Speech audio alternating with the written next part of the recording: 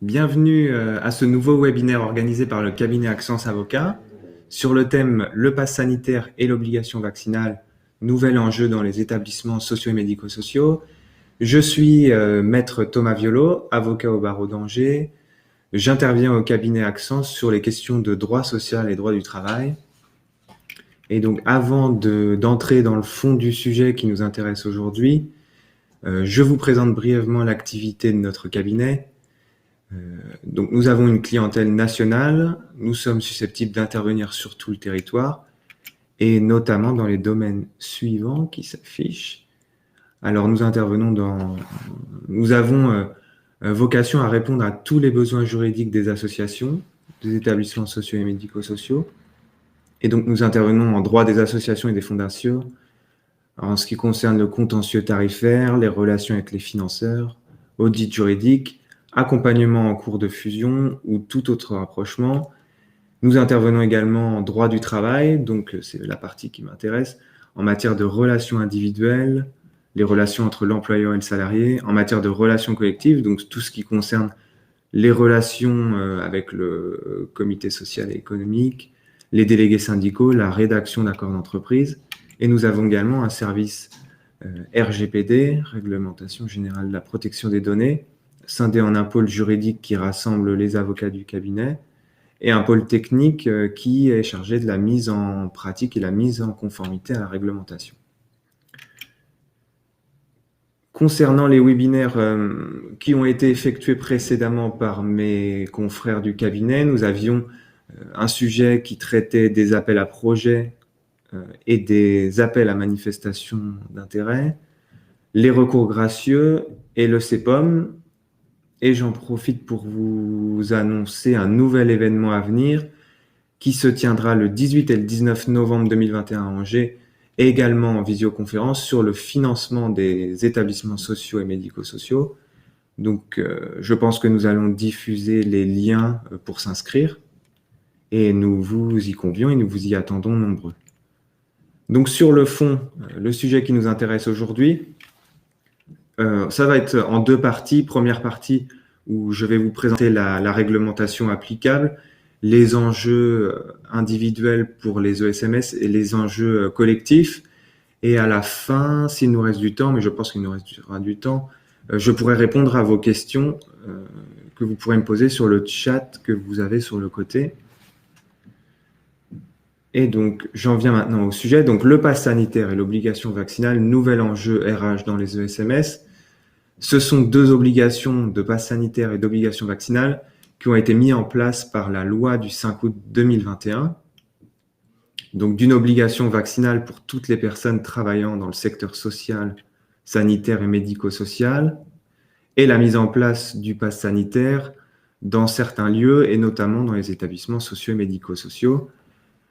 Le Conseil constitutionnel, il a d'ores et déjà validé la conformité de cette loi par une décision du 5 août 2021. Donc, cette loi est entrée en vigueur à cette date et nous allons voir les incidences, donc les enjeux RH de cette obligation vaccinale et de ce pass sanitaire. Mais tout d'abord, on va rappeler brièvement les notions. Donc, le pass sanitaire, c'est une notion maintenant qui est rentrée dans notre quotidien. Donc, ça consiste en la présentation numérique ou papier d'un schéma vaccinal, d'une preuve de vaccination, la preuve d'un test négatif de moins de 72 heures ou le résultat d'un test qui atteste du rétablissement de la personne. Et cette obligation vaccinale, ce pass sanitaire dans les ESMS, il est obligatoire pour le public depuis le 9 août 2021. Le public, ce sont les personnes accompagnant ou rendant visite aux personnes accueillies dans les établissements sociaux et médico-sociaux, à l'exclusion toutefois des personnes accueillies dans des établissements sociaux et médico-sociaux pour enfants. Vous avez également une obligation de pass sanitaire dans les établissements sociaux et médico-sociaux pour les personnes qui interviennent ponctuellement dans ces établissements. Un intervenant ponctuel, c'est un intervenant, on peut le définir comme un intervenant qui accomplit une tâche spécifique, mais surtout une tâche limitée dans le temps. Donc cela fait référence à, par exemple, un livreur qui viendrait dans l'établissement à titre ponctuel. Vous avez également une obligation de vaccination contre le Covid pour les personnes exerçant au sein des établissements sociaux et médico-sociaux. On a indiqué que c'était inspiré par des obligations préexistantes de vaccination. Cela signifie que ce n'est pas la première fois que le législateur intervient sur ce sujet. Nous avions depuis 1991 un article du Code de la santé publique, l'article L 3111-4 du Code de la santé publique, qui énonce et qui met en place une obligation de vaccination dans les établissements hébergeant des personnes âgées. Et c'est une vaccination contre l'hépatite B, la diphtérie, le tétanos ou la poliomyélite. On a également une décision du Conseil constitutionnel de 2015 qui est venue nous dire que la loi peut définir une politique de vaccination afin de protéger la santé individuelle et collective, et surtout, il peut modifier cette politique de vaccination pour tenir compte de l'évolution dans un sens favorable ou dans un sens défavorable des données scientifiques, médicales et épidémiologiques. Ce sont deux fondements qui sont intéressants puisque ce sont des fondements juridiques que vous pouvez opposer, par exemple, dans l'hypothèse où une organisation syndicale vous écrirait pour s'opposer à la mise en place de l'obligation vaccinale au sein de votre établissement. Nous avons reçu, par exemple, dernièrement, un courrier, enfin c'est plutôt des directeurs d'établissement qui nous ont transmis des courriers qui émanaient d'organisations syndicales représentatives qui venaient contester l'application de l'obligation vaccinale.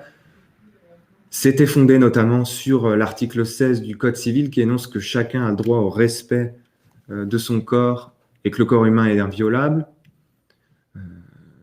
C'est un fondement qui nous semble vain puisque vous avez l'article 16.3 du Code civil qui prévoit également expressément qu'il peut être porté atteinte à l'intégrité du corps humain en cas de nécessité médicale pour la personne ou dans l'intérêt thérapeutique d'autrui. Donc, vous avez là plusieurs fondements juridiques qui vous permettent de répondre aux organisations syndicales qui viendraient contester cette obligation vaccinale qui s'applique et qui est applicable depuis le 5 août 2021.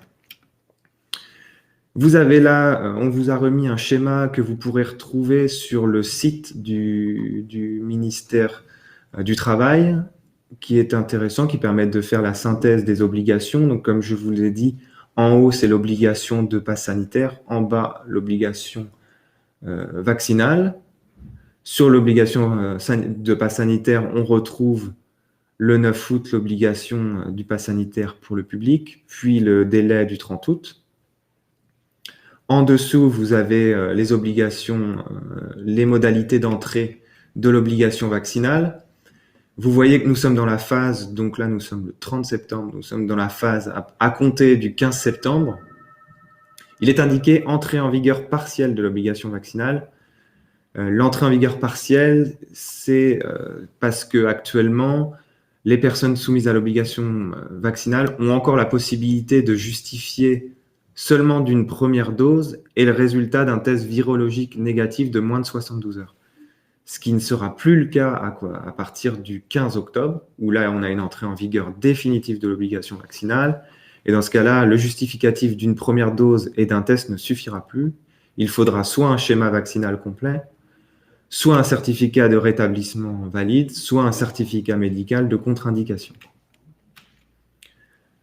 Donc, sur le périmètre de l'obligation vaccinale dans les établissements sociaux, vous pourrez retrouver de manière assez claire les 14 catégories d'établissements qui sont concernés par l'obligation vaccinale. Elles sont listées par l'article 12 de la loi. Donc on y retrouve notamment, je vais pas toutes les lister, mais des établissements et services qui accueillent des personnes âgées ou qui leur apportent une aide à domicile, les établissements et services qui accueillent des personnes handicapées, les établissements sociaux d'aide par le travail, notamment.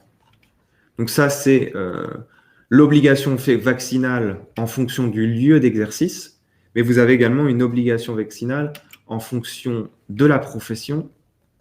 Donc vous avez en premier lieu les professionnels qui exercent dans les établissements soumis à l'obligation vaccinale, donc les établissements que je vous ai listés précédemment. Donc ça concerne tant les personnels soignants que les personnels administratifs et techniques.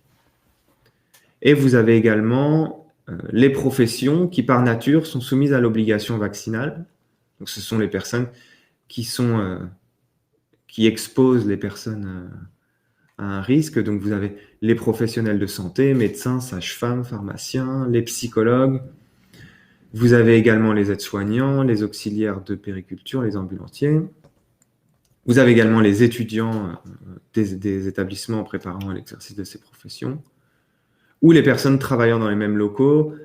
Les personnes travaillant dans les mêmes locaux, ça fait référence notamment, par exemple, au secrétaire médical qui travaille au contact direct avec les patients. Donc ça, ce sont les professions qui sont concernées par l'obligation vaccinale. Le ministère du Travail est venu nous préciser que sont également concernées par l'obligation vaccinale les personnes qui sont en charge des transports sanitaires et des transports sur prescription médicale, donc les taxis. Vous avez également les prestataires de services et les distributeurs de matériel destinés à favoriser le retour à domicile des personnes malades ou avec une incapacité ou un handicap, et les personnes qui interviennent de manière récurrente et planifiée dans les établissements. Donc, c'est par exemple les personnels de collecte des déchets, de ménage et de blanchisserie, dans la mesure où il y a une récurrence de leur intervention et que ce n'est pas ponctuel. Ces professions sont également soumises à l'obligation vaccinale. En revanche, ne sont pas concernés par l'obligation vaccinale les travailleurs d'ESAT, donc les travailleurs d'établissement social d'aide par le travail, puisqu'ils ne concluent pas un contrat de travail, mais un contrat d'aide et de soutien. Et vous avez également les personnes exerçant au siège des organismes gestionnaires des établissements sociaux et médico-sociaux. Donc ces personnes qui travaillent au siège, sauf s'ils font partie de la profession soumise par nature en elle-même à l'obligation vaccinale, donc les soignants ne sont pas soumis à l'obligation. Ces professionnels qui exercent au sein des sièges ne sont pas soumis à l'obligation vaccinale. Nous avons déjà eu un retour de la jurisprudence administrative sur l'obligation vaccinale sur la profession, puisque lundi, le 27 septembre 2021, donc c'était lundi, nous avons eu le retour d'un référé liberté devant le tribunal administratif où un aide-soignant, il contestait cette application de l'obligation vaccinale et il demandait la suspension de la décision qui l'avait suspendu de ses fonctions sans traitement. Il soutenait notamment que la suspension de ses fonctions portait une atteinte à ses droits fondamentaux.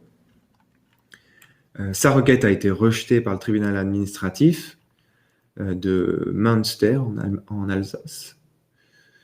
Cette décision du tribunal administratif rappelle que l'obligation vaccinale s'applique parce qu'elle résulte d'une loi, et en l'occurrence la loi du 5 août 2021, et surtout que la vaccination obligatoire constitue certes une ingérence dans le droit à l'intégrité physique du salarié, mais qui peut être admise si elle est justifiée par des considérations de santé publique et si cette ingérence est proportionnée à l'objectif poursuivi.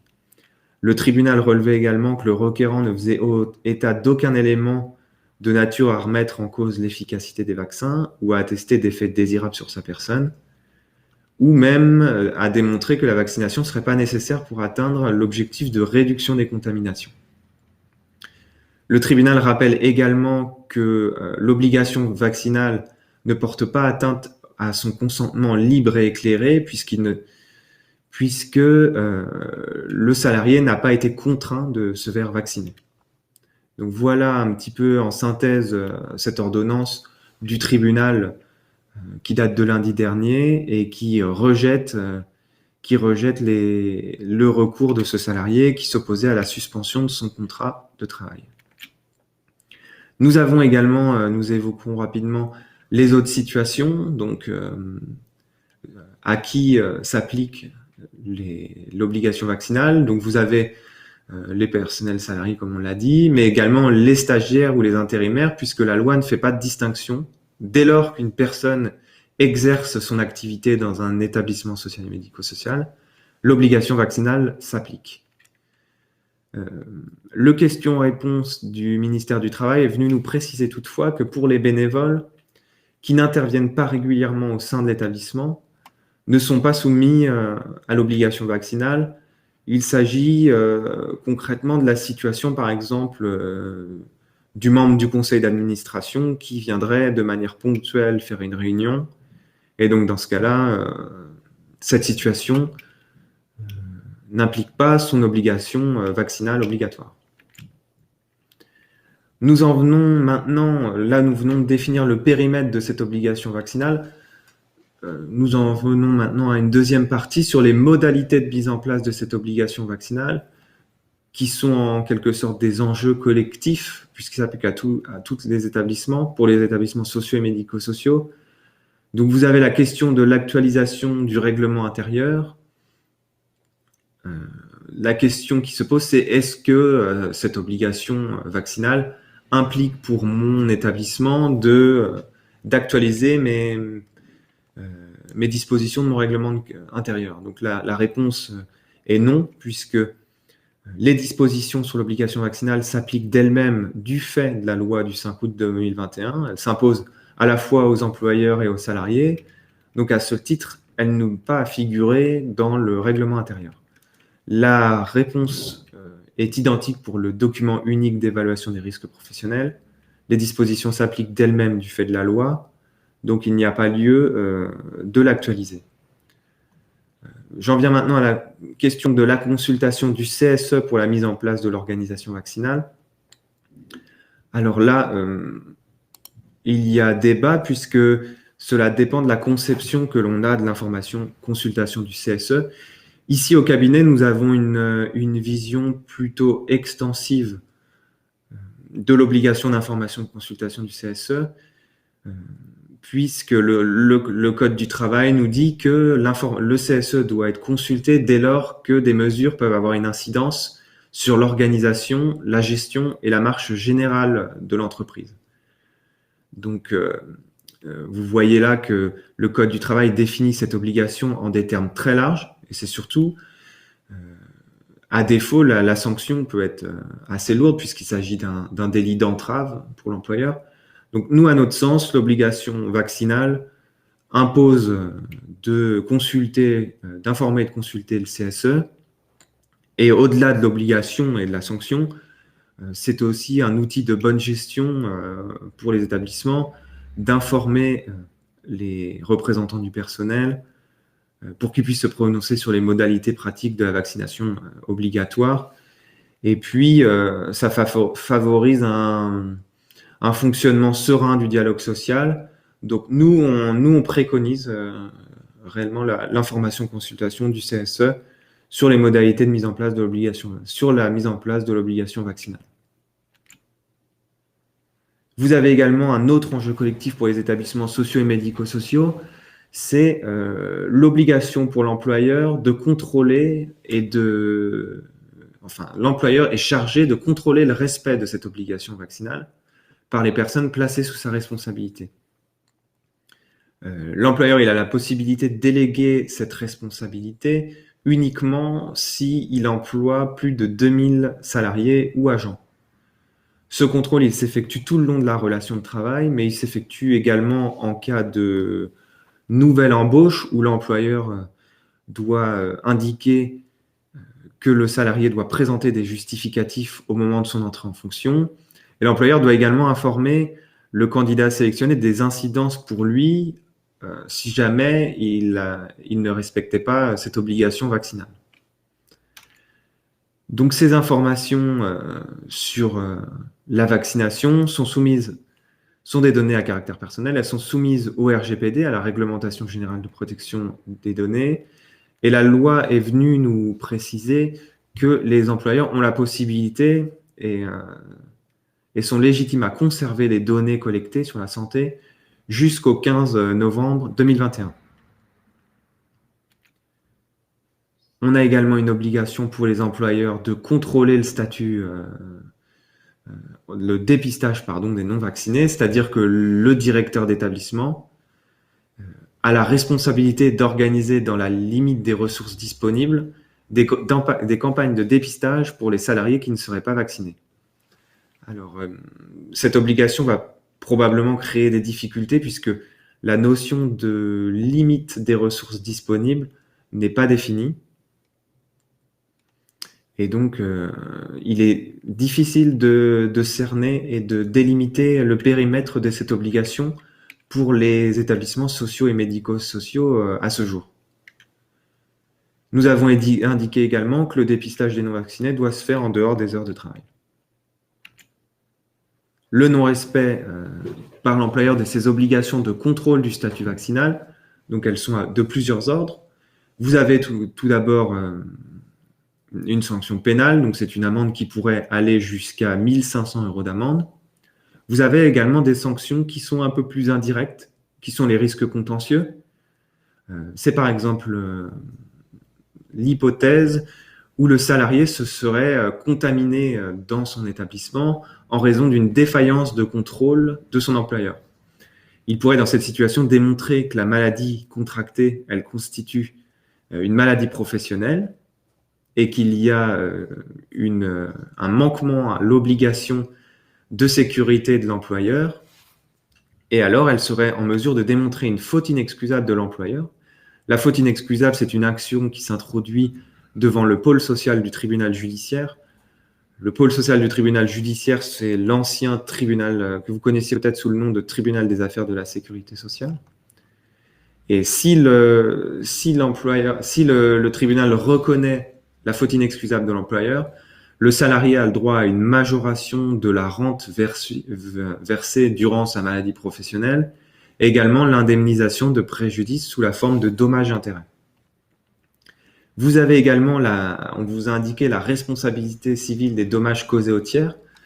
Ça serait plus la situation où un patient ou un usager est contaminé par un membre du personnel d'un établissement social et médico-social qui n'a pas été vacciné, alors que c'était obligatoire. Et dans ce cas-là, selon les règles de responsabilité civile de droit commun, ce patient usager tiers pourrait se retourner contre l'entreprise et solliciter des dommages et intérêts également.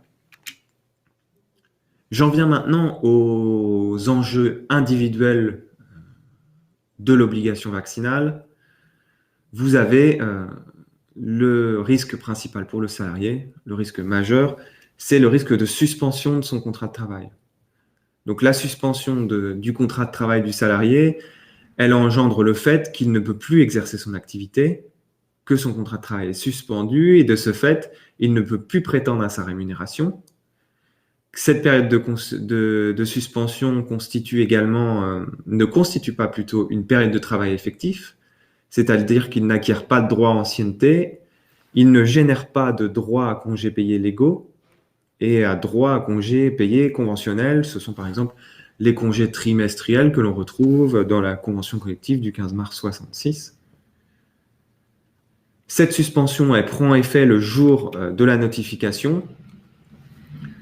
Le jour de la notification, la loi prévoit qu'elle peut se faire par tout moyen.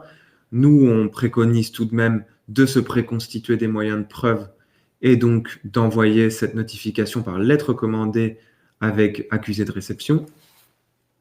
La suspension, elle prend fin dès que le salarié remplit les conditions nécessaires, donc dès qu'il a son schéma vaccinal complet. Toutefois, je précise que si finalement le salarié se fait vacciner, la période entre la suspension et le rétablissement ne donne pas lieu à un rappel de salaire. C'est une période qui est non rémunérée malgré le rétablissement. On a également précisé que cette suspension n'est pas une sanction disciplinaire. Nous avons des précisions également sur la suspension du contrat de travail pour les salariés particuliers. C'est notamment les salariés en contrat à durée déterminée. Il est prévu que la période de suspension du contrat de travail pour absence de vaccination ne reporte pas l'échéance du terme, c'est-à-dire que si vous avez un CDD à terme précis de date à date, la période de suspension ne vient pas reporter la date du terme, la date à laquelle aurait dû normalement terminer le contrat.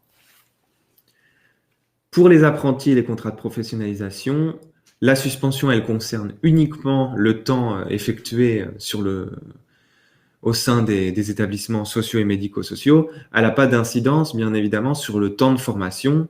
Elle ne le prive pas de sa possibilité d'accéder à son centre de formation, CFA ou un autre organisme de formation. Le temps de suspension se limite bien au temps passé à l'entreprise. Autre incidence de la suspension du contrat de travail, sur le sort des mandats. Donc les mandats, ce sont les mandats de représentants, de membres de la délégation du personnel au CSE ou les mandats de délégués syndicaux. Donc cette suspension du contrat de travail n'a pas d'effet sur les mandats. Le salarié peut continuer de les exercer. La loi précise toutefois que l'employeur doit il doit aménager les modalités d'exercice pour faciliter le recours au mode dématérialisé, c'est-à-dire en facilitant les échanges à distance, pour éviter les contacts avec les personnes accueillies et puis les salariés des établissements. On a également une précision spécifique pour les professionnels de santé qui sont soumis à d'autres obligations que les salariés classiques, puisqu'ils relèvent parfois d'un ordre professionnel. Et dès lors que ces salariés de santé relèvent d'un ordre professionnel et qu'il y a une suspension depuis plus de 30 jours, il faut en informer l'ordre, le Conseil national de l'ordre dont ils relèvent, et c'est celui-ci qui pourra engager le cas échéant une procédure disciplinaire ordinale à l'encontre du professionnel de santé qui refuserait de se faire vacciner. Donc là, nous venons de développer la suspension en elle-même et nous avons étudié les possibilités de limiter pour le salarié les effets de cette suspension du contrat de travail. Par quel procédé on peut essayer d'atténuer cette période. Et vous avez la loi notamment qui prévoit la possibilité de poser des congés. Donc, ça nécessite l'accord du salarié et puis l'accord de l'employeur. Le salarié peut donc poser soit des congés payés légaux, soit des congés payés conventionnels, donc par exemple les congés trimestriels que j'ai évoqués tout à l'heure, pour éviter une suspension de son contrat de travail. J'en profite pour évoquer la situation également du salarié qui serait, au moment de l'entrée en vigueur de la loi, en congé sabbatique ou en congé pour création d'entreprise. Et vous avez là, en fait, il s'agit de la situation d'un salarié dont le contrat est déjà suspendu, donc l'obligation vaccinale ne s'applique pas à lui et elle s'appliquera à lui à son retour de congé. Et dans ce cas-là, à cette date de retour, il devra justifier d'une vaccination, d'un schéma vaccinal complet. Vous avez possibilité également de modifier l'affectation du salarié. Alors, on peut évoquer par exemple l'hypothèse du travail au siège de l'association, dans la mesure où, comme je l'ai évoqué tout à l'heure, l'obligation vaccinale n'est pas imposée au sein des sièges des associations. Donc, il paraît possible d'affecter un salarié au siège de l'association pour pas que son contrat de travail soit suspendu. Vous avez également l'hypothèse d'une association d'aide à domicile qui aurait une activité d'accompagnement à des personnes âgées ou handicapées qui est soumise à autorisation et à côté une activité de service à la personne de droit commun qui là n'est pas soumise à l'obligation vaccinale. Et dans ce cas-là, il apparaît possible d'affecter temporairement un salarié à cette activité de service à la personne de droit commun, non soumise à l'obligation vaccinale, afin qu'il puisse échapper à cette obligation vaccinale et à la suspension de son contrat de travail. Voilà 2 exemples concrets de modification de l'affectation qui sont envisageables. Et nous évoquons également la situation de blocage persistante. Qu'est-ce qu'il advient du salarié dans l'hypothèse où l'absence se prolonge de manière indéfinie et comment l'employeur peut remédier à cette situation. Donc, vous avez l'hypothèse du licenciement. Premier motif de licenciement envisageable, c'est un mode de licenciement qui est classique, qui existe et qui a été reconnu par la jurisprudence depuis 1998. C'est le licenciement pour absence prolongée perturbant le fonctionnement normal de l'entreprise. Alors, c'est un motif qui permet de licencier le salarié. Il faut démontrer 2 conditions cumulatives. Donc, les perturbations dans le fonctionnement normal de l'entreprise. L'entreprise, c'est au sens propre, c'est-à-dire que il faut qu'il y ait une perturbation du fonctionnement de l'entreprise en elle-même et non pas d'un simple établissement ou service. Donc, on a déjà eu des rejets et des requalifications de licenciement parce que il avait été jugé que la perturbation était limitée à un établissement et un service, et dans ce cas-là, ce n'était pas suffisant. Vous avez également une deuxième condition cumulative qui est la condition de remplacement définitif du salarié qui est nécessaire. Nécessité d'un remplacement définitif du salarié absent. C'est-à-dire que l'employeur ne doit pas pouvoir, avec les moyens dont il dispose, pouvoir remplacer le salarié absent. Il faut qu'il embauche. Et cette embauche doit être effectuée dans un délai raisonnable après l'intervention du licenciement.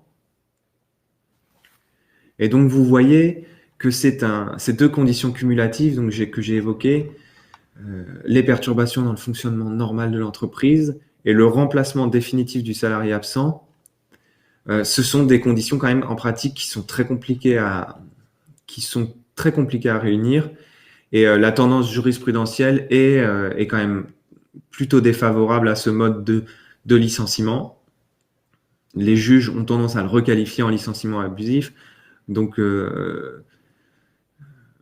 pour retenir ce mode de licenciement, il doit être réservé à des salariés qui ont un salaire peu élevé et une ancienneté peu élevée également, puisque de ces 2 critères-là dépendent le montant des indemnités. Donc, à défaut, cela expose l'employeur, l'organisme gestionnaire à un risque contentieux élevé et un risque indemnitaire élevé.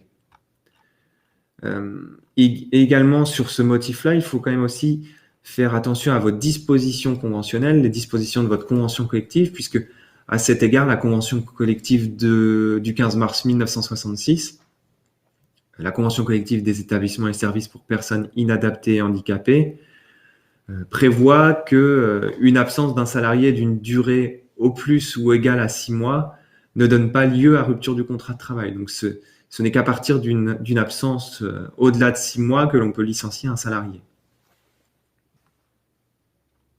Vous avez également le deuxième motif de licenciement qui repose uniquement sur une seule jurisprudence de cassation. Donc là aussi qui présente des risques. Donc cette jurisprudence de la Cour de cassation, c'est le licenciement pour cause réelle et sérieuse pour refus de se faire vacciner. Il s'agit d'un arrêt de la Cour de cassation de 2012 qui concernait un salarié engagé dans une entreprise de pompes funèbres. Et dans les entreprises de pompes funèbres, la convention collective prévoit que les salariés sont obligés de se vacciner contre l'hépatite B. Donc c'est la disposition collective qui prévoit ça. Et le médecin du travail avait prescrit la vaccination obligatoire aux salariés dont il était question. Le salarié n'a produit aucune contre-indication médicale et il a refusé délibérément de se faire vacciner, et il a été licencié pour cause réelle et sérieuse, pour refus de se faire vacciner, et la Cour de cassation, elle a validé ce licenciement. Elle a considéré qu'il était justifié pour 2 raisons, puisque la réglementation applicable à l'entreprise de pompes funèbres, elle imposait la vaccination des salariés exerçant ces fonctions, et dans la mesure où cette vaccination avait été prescrite par le médecin du travail et qu'il n'y avait pas de contre-indication médicale. Donc, en quelque sorte, le salarié n'avait aucune raison médicale de refuser le vaccin, donc son licenciement était fondé. J'évoque quand même rapidement l'hypothèse où un juge de première instance ou d'appel viendrait requalifier un licenciement pour cause réelle et sérieuse en licenciement sans cause réelle et sérieuse. Donc, dans cette hypothèse, le salarié peut prétendre à une indemnité légale ou conventionnelle de licenciement. Il peut prétendre à une indemnité compensatrice de préavis, l'indemnité compensatrice des congés payés, acquis mais non pris, bien sûr, mais également une indemnité pour licenciement sans cause réelle et sérieuse. C'est le fameux barème Macron que vous connaissez qui prévoit un plancher d'indemnisation et un plafond d'indemnisation. C'est pour ça que un plafond et un plancher en fonction de l'ancienneté du salarié et de son salaire. C'est pour ça que je vous évoquais tout à l'heure que plus le salaire est grand et plus l'ancienneté est grande, plus le risque indemnitaire pour l'employeur est élevé. Nous évoquons également la situation, dans la partie situation de blocage persistante, la situation du salarié qui aurait bénéficié d'arrêt maladie, entre guillemets, de complaisance.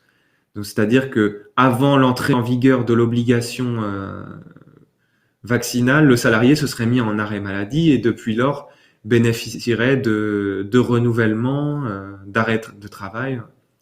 Il passerait d'arrêt de travail en arrêt de travail. L'employeur a la possibilité d'être à l'origine de plusieurs contrôles. Il peut prendre l'initiative d'un contrôle par le médecin de son choix. Ce médecin va vérifier que le salarié il est à son domicile pendant les heures d'interdiction de sortie et surtout, il va vérifier que l'état de santé du salarié justifie l'arrêt de travail prescrit. Donc là, on est dans l'hypothèse où l'employeur prendrait cette initiative. Et dans l'hypothèse où le médecin constaterait que l'arrêt de travail n'est pas justifié, cela pourrait donner lieu à l'interruption des indemnités journalières de sécurité sociale et les indemnités journalières complémentaires versées par l'employeur. Vous avez également la possibilité pour la CPAM en elle-même de contrôler les modalités de l'arrêt de travail. Ce contrôle à l'initiative de la CPAM peut être effectué sur dénonciation de l'employeur et la CPAM va organiser un contrôle soit par un agent enquêteur de la CPAM, soit par un médecin conseil. Et donc, les effets du contrôle sont les mêmes que pour le contrôle à l'initiative de l'employeur. Le salarié qui bénéficierait d'un arrêt maladie de complaisance s'expose à une interruption de ses indemnités journalières de sécurité sociale ou ses indemnités complémentaires versées par l'employeur. Pour ma part, je vous remercie de m'avoir suivi et je vous dis à bientôt pour un prochain webinaire. Au revoir.